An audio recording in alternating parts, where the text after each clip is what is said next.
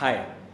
Today I'm going to talk about three challenges first of us as a generation of millennials that I have personally experienced, and I also see all of us as millennials experiencing.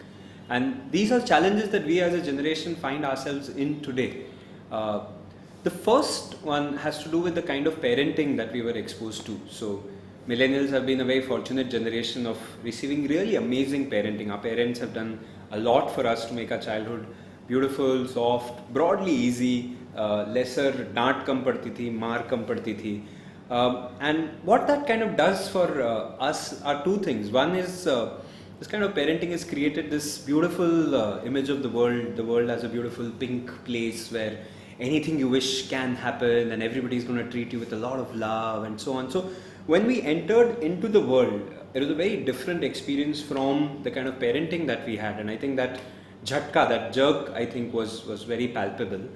And the other, so on one end that was the case, but the other end also, when you're parented with so much love, it becomes much harder to rebel against your parents.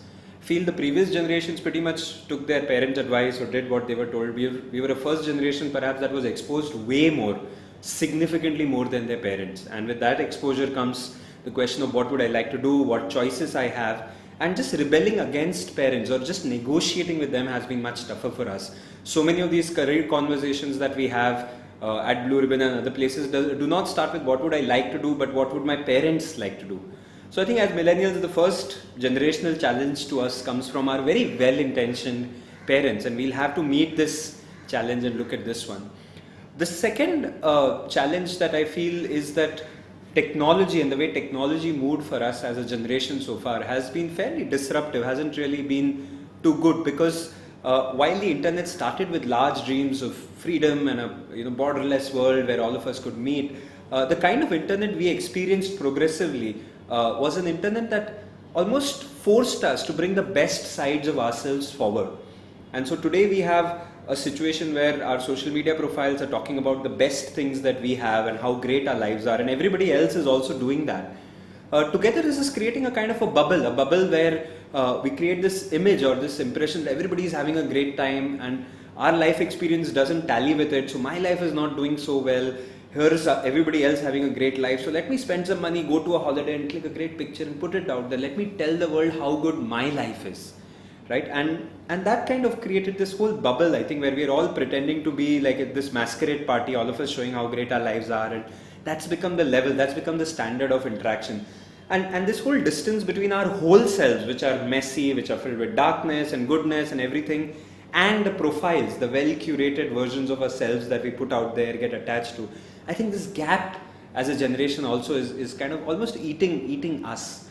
Alongside that, this whole narcissism that we get alleged of, the whole, oh look at me, my selfie, I'm so beautiful, if nobody looks at me, I'll look at me, and please look at me, like me for who I am. And that desperation of being liked by everybody, I think technology has just fed into that, enabled that. It's come in as also as something that sits between us. So instead of talking to each other, technology has become the convenient gateway to avoid all the messiness of human connections. But when you give up the messiness, you also give up the richness of that connection. So this quiet desperation that is building into us. The third thing that has happened is that with the stream of advertising and marketing getting better and better, companies are getting better at extracting money out of us and selling this high aspiration to us. So on one end, we have this amazing high aspiration of a certain dream life that we can live. The world has more opportunities than ever before. Things are getting better. So you're going to have an amazing life. And on one side, with these aspirations, the reality is very different. Opportunities aren't as many. They've not grown at the pace that they should grow.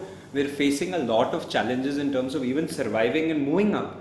And this gap is really heartbreaking. On one end, just this whole, we started out life with this beautiful dream of doing really well for ourselves and being awesome, and then facing real world challenges, finding our way around, fumbling and finding it in very creative ways. So I think there will be a lot of creative ways in which we as a generation have coped with this. But the broad disappointment of not having as many jobs, as many opportunities, but having a lot of aspirations, I think reconciling these has also been a challenge. So as a generation, I think we do find ourselves in some kind of a mess, and the nature of that mess is the world not living up to our expectations. we responding to that by putting a certain version of ourselves out there to the world, saying, hey, no, it's not so bad, life is great, here it is, here's my profile, and then looking at others' Facebook profiles and creating this strange fake bubble which feeds on itself while living lives which have a lot of desperation, which have a lot of emptiness, which have a lot of lack of connections, contact, and perhaps a deeper sense of inadequacy as well.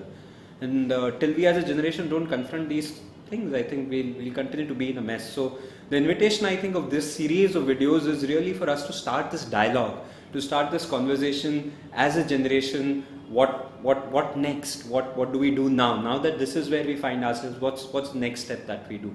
So that's the invitation to consider some of where do we find ourselves as a generation.